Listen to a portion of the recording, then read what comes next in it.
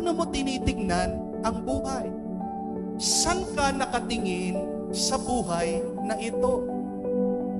Ang salitang why, dalawa pong ibig sabihin yan.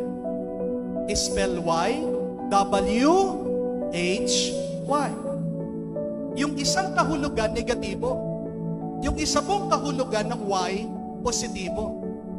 Ano ang negatibo na Y? W-H-Y negatively means what hurts me or who hurts me. Di po ba? Pag meron tayong pinagdadaanan na problema, tinitingnan mo, ano yung nakakasakit sa akin?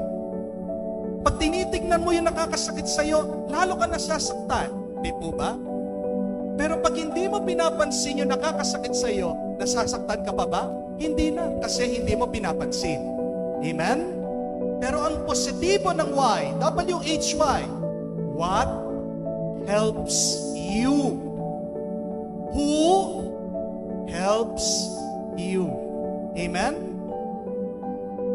Mga kapatid, may dalawang paraan para tignan natin ang buhay.